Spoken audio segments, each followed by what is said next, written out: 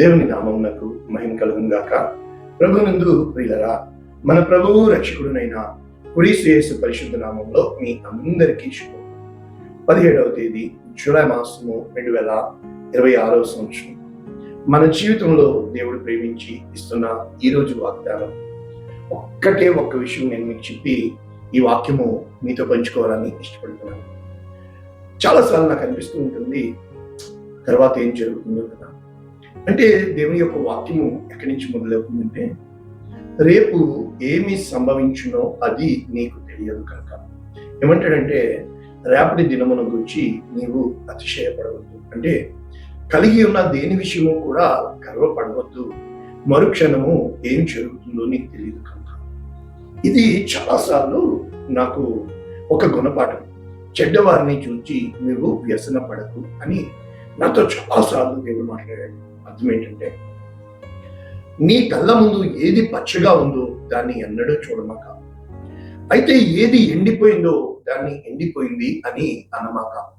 కారణం ఏంటంటే, ఎడారులను నదులుగాను, నదులను రహదారులుగాను నేను చేస్తాను అంటూ ఉంటాడు. అది మనకు తెలుసు. బళ్ళు ఓడలవుతాయి, ఓడలు బళ్ళవుతాయి. కానీ మెరిసేదంతా బంగారము, నల్లనివన్నీ నీళ్లు, తెల్లనివన్నీ పాలు అనుకుంటూ ఉంటాం. అంటే మనం నిజంగా చెప్పాలి అంటే, కంటి చూపుని బట్టి చూసిన దాన్ని నమ్ముతాము, మాటని బట్టి విన్నదాన్ని నమ్ముతాము, అర్థం చేసుకున్న దాన్ని బట్టి మన జీవితాన్ని లెక్క కట్టుకుంటూ ఉంటాం. కానీ కానీ కానీ దీన్ని జ్ఞానము అంటారు. కానీ దేవుడు ఎప్పుడూ కూడా మనిషి జ్ఞానాన్ని దేవుడు ఎన్నిక లేనిదిగా, వెర్రివాడిగా, అంటే ఈ లోక జ్ఞానాన్ని దేవుడు వెర్రితనంగా పిలుస్తూ ఉంటాడు. చాలా కోపం వస్తూ ఉంటుంది నాకు. ఎందుకని? ఒక్క మాట చెప్తా ఉంటాడు దేవుడు. ఏమంటాడంటే, నీ ఆలోచనల వంటివి నా ఆలోచనలు కాదు. కనుక పదే పదే మనకి మన ఆలోచనలకి ఎదురు దెబ్బలు తగులుతూ ఉంటాయి.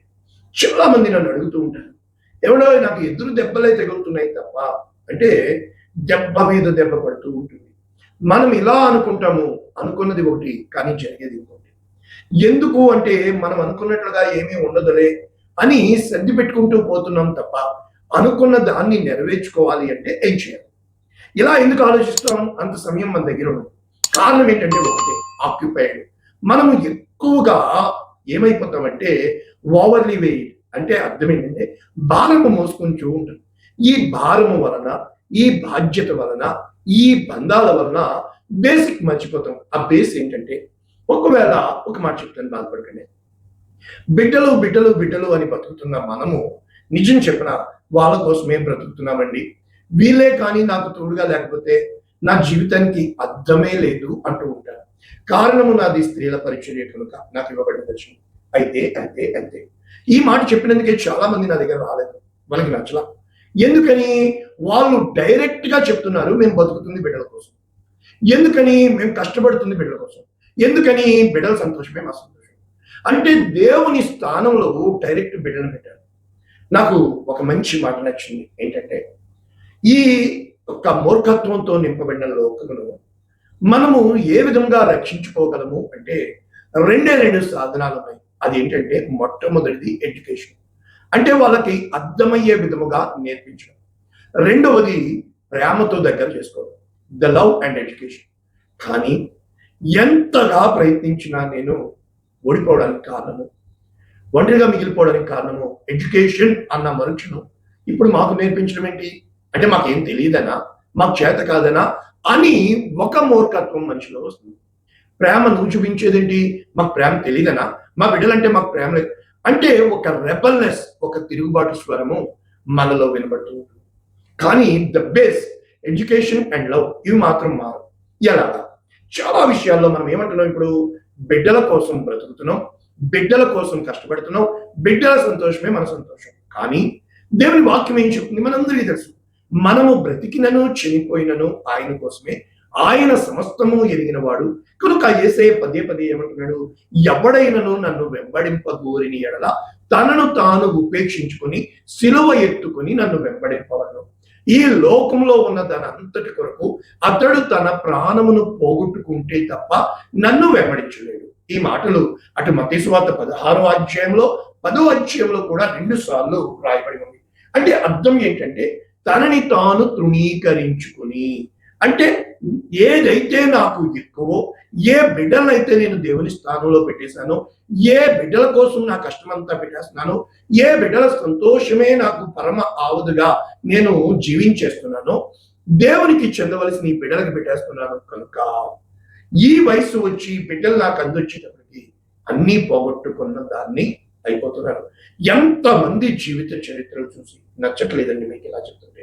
కానీ కారణం ఏంటంటే ఆ రోజున స్కూల్ని వదిలిపెట్టేసిన మరుక్షణము నీవు డిసిషన్ తీసుకున్నావు నీ జీవిత కాలంలో ఏదో విధంగా బతికేయడానికి తప్ప నీవు అనుకున్న జీవితం నీకు కావాలి అంటే ఆ రోజు చదివి ఉంటే బాగున్ను, పోనీ ఈ రోజున్న జీవితాన్ని అర్థం చేసుకుంటే బాగున్ను.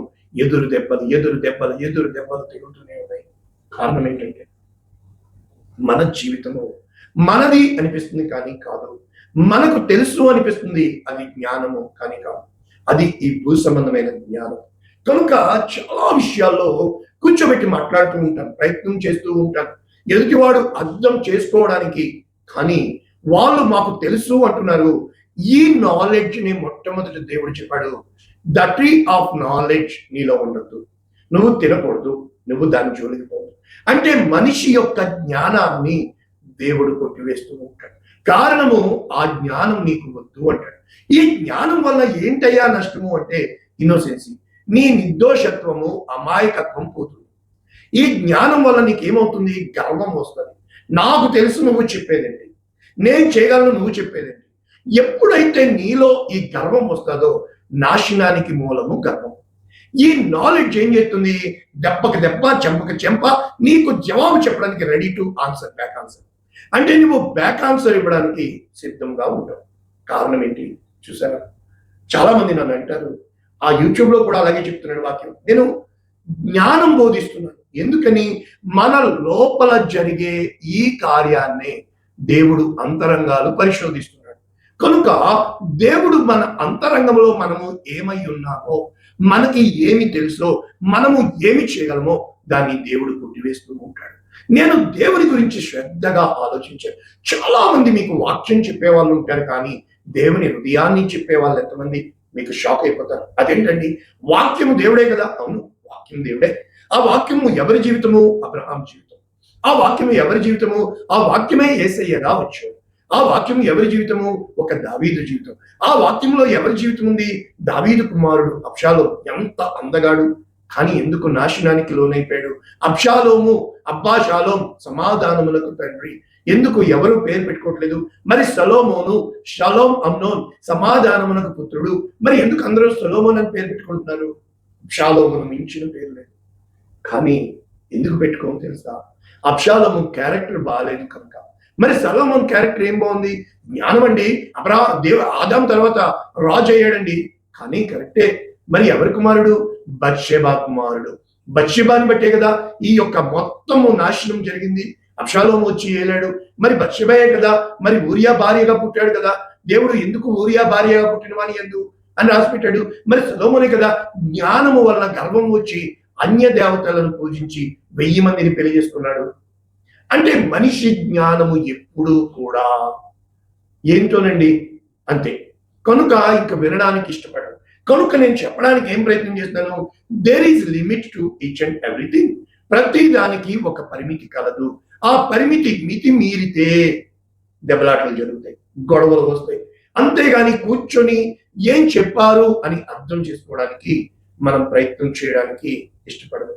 ఎందుచేత ఈ విధముగా జరుగుతుంది?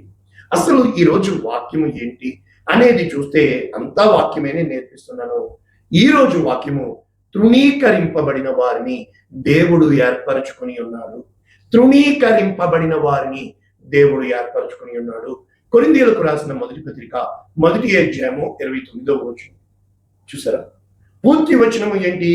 దేవుడు ఎవరిని ఏర్పరచుకుంటాడు? ఈ వచనము ఎక్కడి నుంచి ప్రారంభించబడుతుంది అని మనం చూసినప్పుడు 26 నుంచి ఉంటుంది. సహోదరులారా, మిమ్మును పిలిచిన పిలుపును చూడండి. దేవుడు ఎవరిని పిలుస్తాడు? ఎవరిని ఏర్పరచుకుంటాడు? ఎవరితో దేవుడు ఉండడానికి సిద్ధపడతాడు? లోకరీతిగా జ్ఞానులనైన గనులనైనను గొప్ప వంశము వారిని పిలవడు. చూసారా? ఎన్నోసార్లు దేవుడు తృణీకరింపబడ్డానికి కారణం ఏంటి తెలుసా? ఆ కులం పేరు చెప్పి వాళ్ళ దేవుడు అంటారు, కానీ దేవుడు వారి దేవుడుగా పిలవడానికి ఇష్టపడతాడు. ఏ సరి దేవుని ఎదుట అతిశయింపకుండానట్లు, గర్వించకుండానట్లు, జ్ఞానులను సిగ్గుపరచుటకు లోకములో నుండి వెర్రివారిని. అంటే దేవుడు జ్ఞానులను పిలవడు, నేను వెర్రివాడిని అన్నవాడికి దేవుడు జ్ఞానాన్ని ఇస్తాడు. ఉదాహరణకి ఫరో దగ్గర గొప్ప జ్ఞానులు ఉన్నారు, కానీ యోసేపుని తీసుకొచ్చాడు, జ్ఞానముతో నింపాడు, ఒక చెరసాలలోంచి తీసుకొచ్చాడు, దైవిక ప్రత్యక్షత ఇచ్చాడు.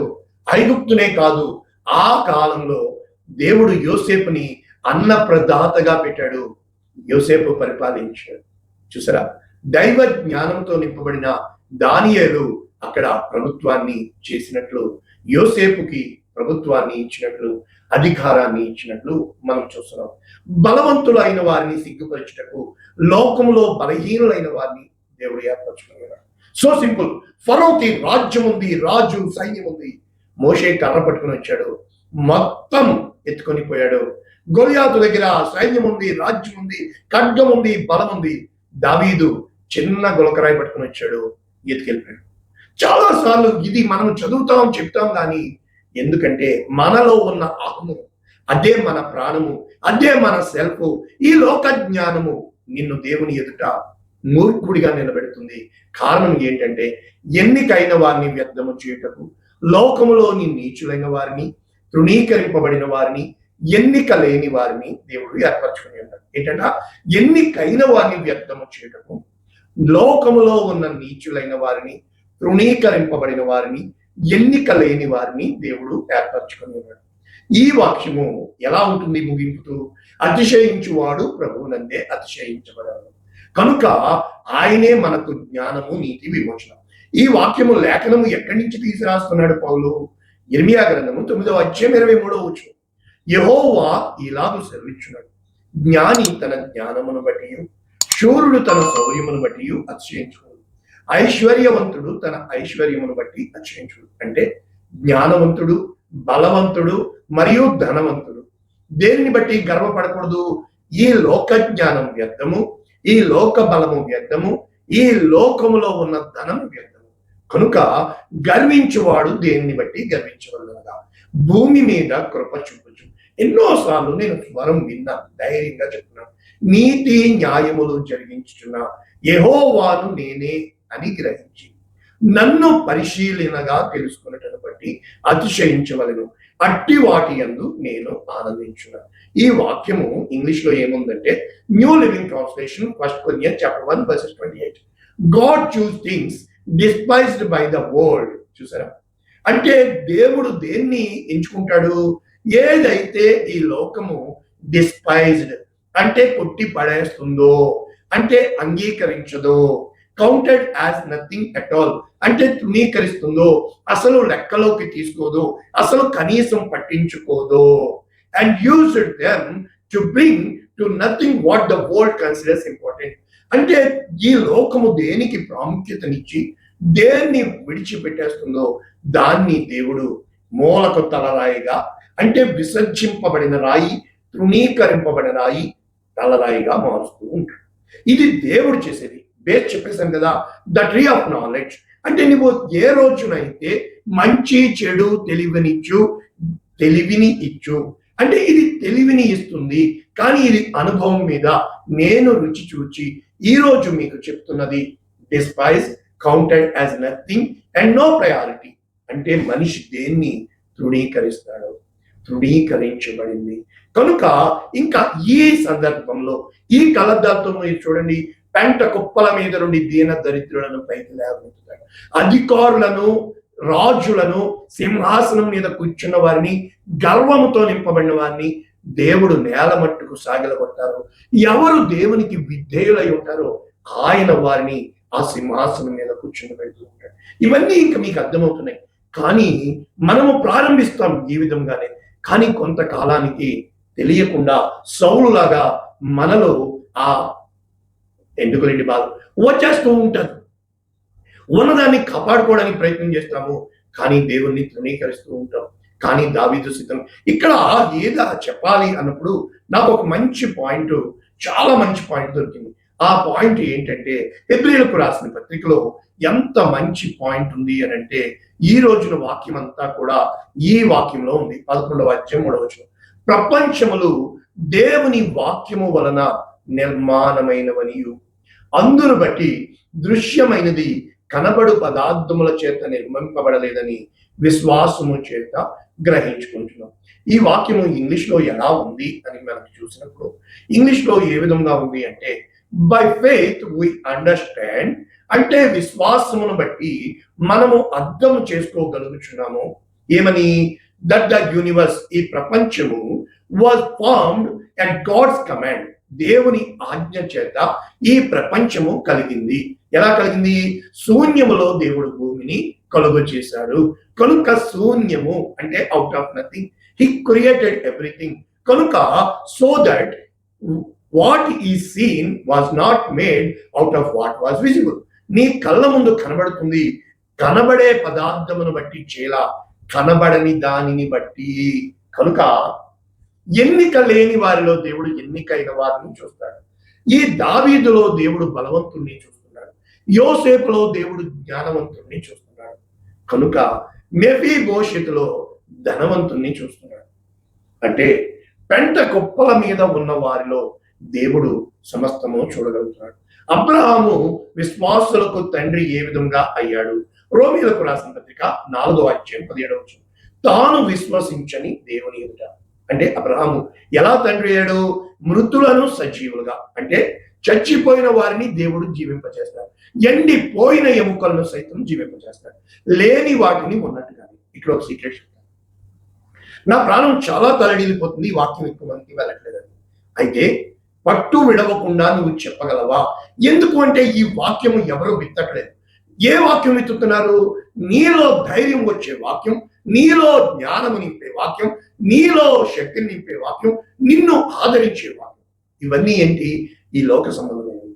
అయితే నీలో ఉన్న దేవుణ్ణి తీసే వాక్యం, నీలో ఉన్న జ్ఞానాన్ని తీసే వాక్యం, నీలో దేవుడు పెట్టిన ధరణిని తీసే వాక్యం ఎవరు విత్తుతున్నారు?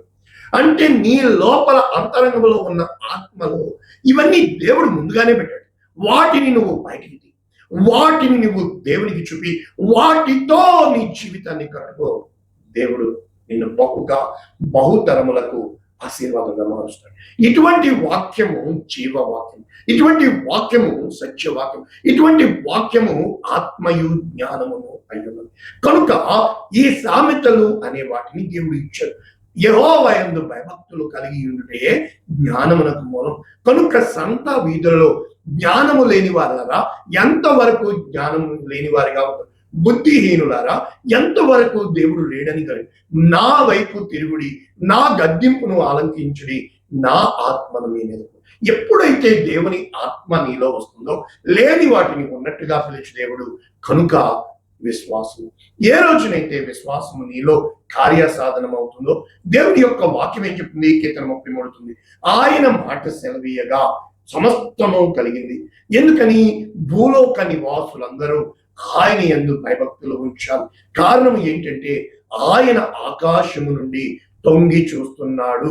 నరుల హృదయాలను, అన్యజనుల ఆలోచనలను ఆయన పరిశోధిస్తున్నాడు. కనుక యెహోవా ఆలోచన సదాకాలము నిలుచును కనుక ఆయన దేవుడుగా గల జనులు ధన్యులు. అందరినీ ఆయన పరిశోధిస్తున్నాడు. మనం ముగించుకుంటే ప్రభువునందు ప్రియులారా, ఈ విధంగా మనం చెప్పుకొని ముగించుకుంటే దేవుని యొక్క వాక్యము స్పష్టంగా చెప్తుంది. ఒకే ఒక్క మాట చెప్పి నేను ముగిస్తాను. యాకోబు రాసిన పత్రిక మనం చూసినప్పుడు 3వ అధ్యాయం 13వ వచనం.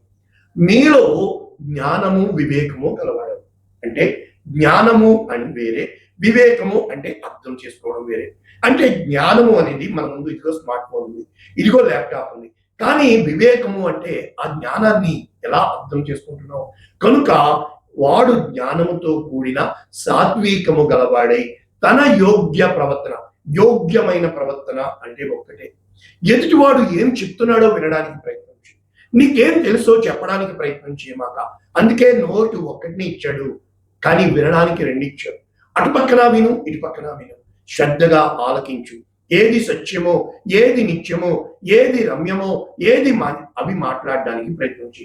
కనుక మన లోపల అనగా హృదయంలో సహింపనలవి కాని మత్సరము వివాదము ఉంచుకొనిన వారమైతే, ఎవరి మీద ఏ ఫీలింగ్ ఉన్నా, ఎవరి మీద ఏ తీర్పు తీర్చినా, ఎవరిని ఏ దృష్టితో చూసినా మొట్టమొదట ఆ దృష్టితోనే నువ్వు నేను మాట్లాడతాం.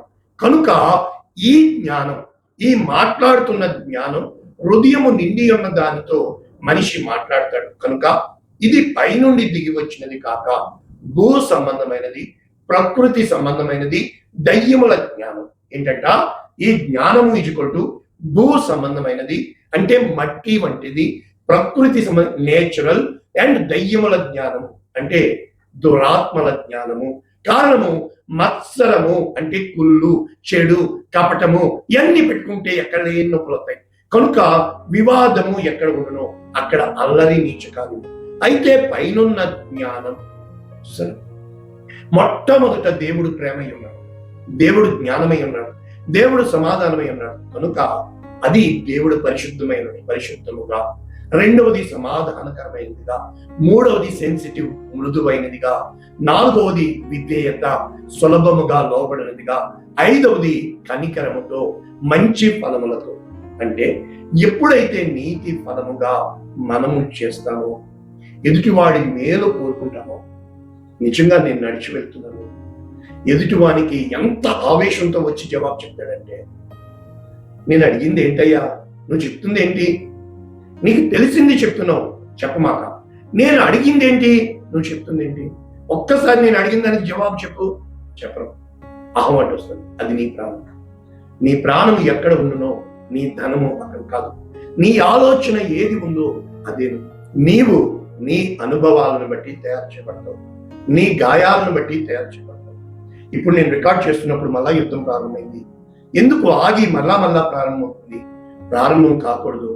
ఒక్కసారి ప్రారంభమైతే మంట రాజుకుంటదే తప్ప ఆగదు. మళ్ళా ప్రారంభమైంది, భయంకరంగా జరుగుతుంది యుద్ధం యెహోవాదే. ప్రార్థన చేద్దాం. పరిశుద్ధుడా, ప్రేమ కలిగిన తండ్రి, ఏ రోజు మా జ్ఞానాన్ని బట్టి కాక, మా యొక్క బుద్ధిని బట్టి కాక, మా యొక్క శక్తిని బట్టి కాక, నీ యందు ఆధారపడే వారుగా చేయమని, నీ కృపని మాకు తోడుగా ఉంచమని, నీ కనికరం మా పట్ల కార్యం చేయని యేసు నామమున దీవించి ఈ వాక్యం వింటున్న ఒక్కొక్కరిని ఇక మా జ్ఞానమును అనుసరించుకున్నా యేసు నామమున దీవిస్తున్నాము తండ్రి. Amen. God bless you all. దేవుడు మిమ్మల్ని దీవించు.